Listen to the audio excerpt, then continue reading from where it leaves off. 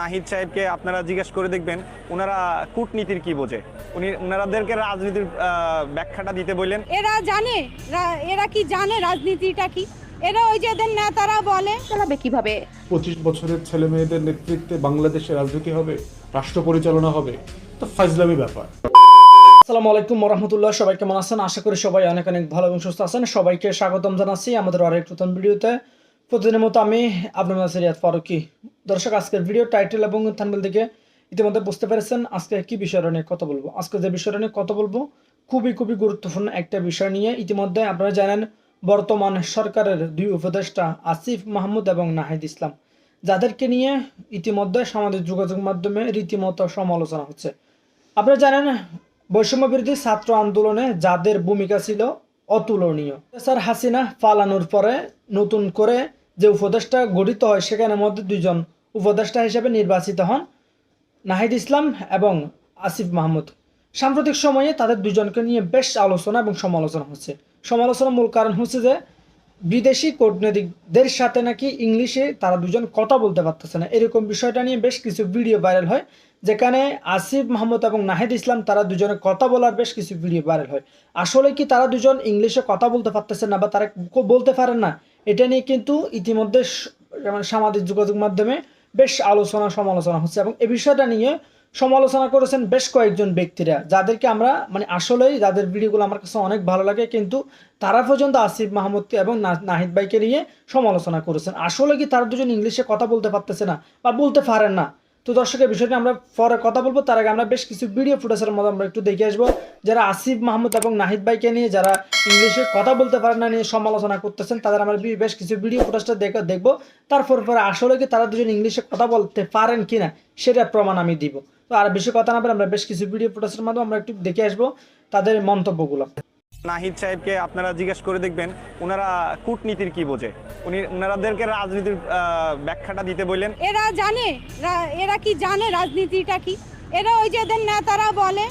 উপদেষ্টা নাহিদ আসিফ কূটনীতির কি বোঝে তাদেরকে জিজ্ঞেস করে দেখবেন তারা জানে কিনা।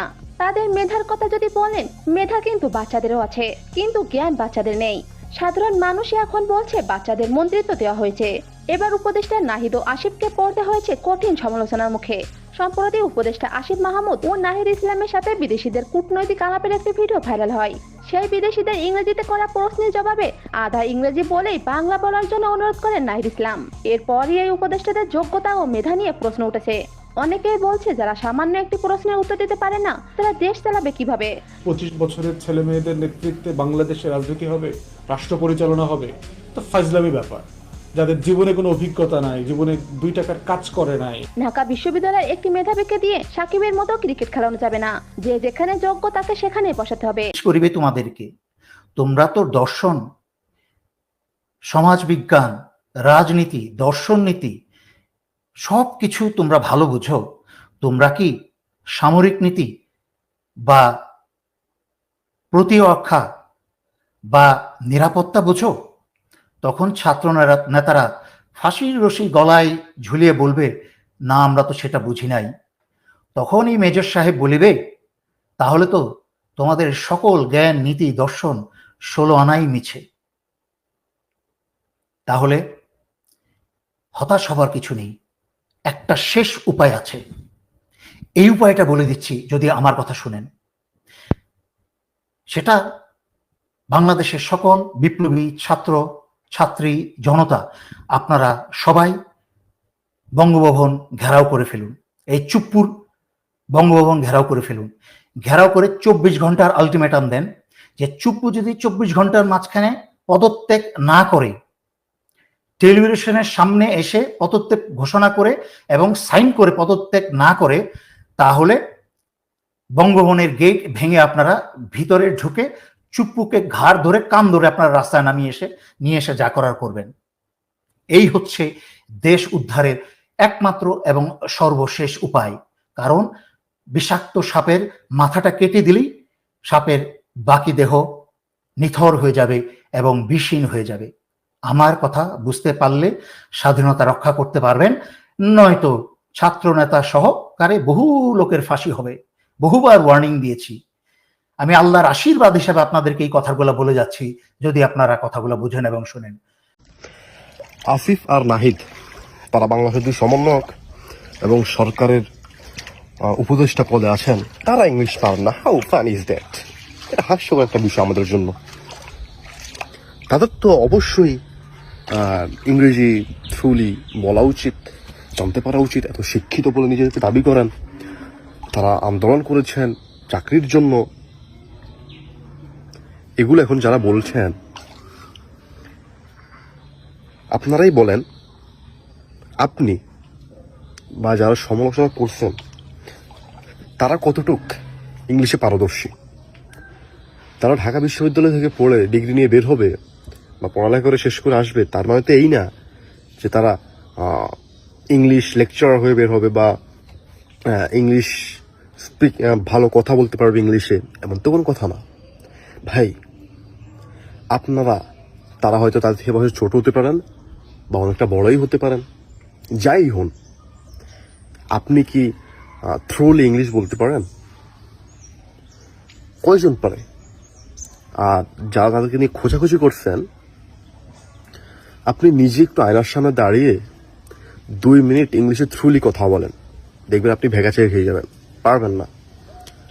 তার কারণ হচ্ছে একটা অভিজ্ঞতার বিষয় আছে।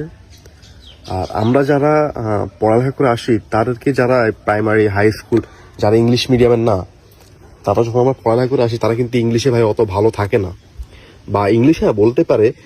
এখন ইংলিশ, ইউকে ইংলিশ আছে, ইউএস ইংলিশ আছে, আমাদের যেটা আছে, আমরা ভারত যারা আছি তারা একটু অন্যভাবে, এক একজনের ইংলিশ এক এক রকম হয়। আর তাছাড়া তারা যে যোগ্য স্থানে বসে আছেন বা তারা যে স্থানে বসে আছেন, সেই স্থানে বসে আপনি তবে বাংলা বলতে পারবেন না। আপনি বাংলা বলতে পারবেন না। হাজার হাজার মিডিয়া তাদের সামনে বসে আছে, সারা বিশ্ব দরবারে তারা বসে কথা বলতেছে, নিজের মাতৃভাষায় কথা বলতেছে, বাংলা ভাষায় কথা বলতেছে। ইংলিশ ভাষা না পারাটা যদি লজ্জার বিষয় হয়, তাহলে ভাই বড় ডেভেলপ কান্ট্রি যেগুলো আছে, আপনি লাইক চায়না খুব ভালো ডেভেলপিং এর দিকে আছে, জাপান বা আরো অনেক কান্ট্রি আছে যারা ইংলিশে কথা বলে না, তারা তাদের মাদার ল্যাঙ্গুয়েজে কথা বলে। তার মানে কি এরা যেই পর্যায় থেকে দেশটাকে ঘুরিয়ে এনেছে, যে কালো জাদু থেকে দেশটাকে সরাই আনছে, আপনি পারবেন? আপনাদের হয়তো তাদেরকে পছন্দ, ব্যক্তিগতভাবে পছন্দ নাই হতে পারে, হয়তো আপনার আওয়ামী লীগ হতে পারেন, বা হতে পারে আপনি বিএনপি হতে পারেন, জামায়াত হতে পারেন, যেই দলেরই হন, হয়তো বা পার্সোনালি আপনাকে তাদের পছন্দ নাই হতে পারে, ডাজন্ট ম্যাটার। অন্তত তাদেরকে নিয়ে ক্রিটিসাইজ করেন না। কিন্তু আপনারা সবাই ভিডিওটা দেখে বুঝতে পেরেছেন যে এখানে কিন্তু প্রথমে একজন ব্যক্তি বেশ সমালোচনা করেন, মানে যাকে আমি ব্যক্তিগতভাবে অনেক তার ভিডিওগুলো আমার ভালো লাগতো, কিন্তু সে দেখলাম যে আসিফ ভাই এবং তার দুজনকে নিয়ে সমালোচনা করেছে। অন্যদিকে একজন ব্যক্তি, একজন ভাই, তিনি যে তাদেরকে নিয়ে সমালোচনা করতেছে, তারা যে ইংলিশ বলতে পারেন, খুব সুন্দর ভাষায় কথাগুলো বেশ কিছু মন্তব্য করেছে, তার মন্তব্যগুলো আপনার কাছে কেমন লেগেছে কমেন্ট করে জানাতে পারবেন না। অন্যদিকে আসিফ মাহমুদ এবং নাহিদ ইসলাম কি আদৌ কি ইংলিশে কথা বলতে পারেন কিনা একটা ভিডিও ফুটেজের মাধ্যমে একটু দেখি। আপনাদের so much that it I'm so eager to hear that. That is what interesting. They are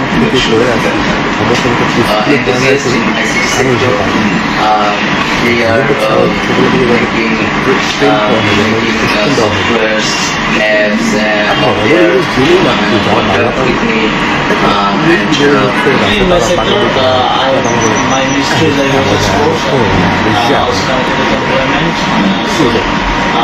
those are our challenge.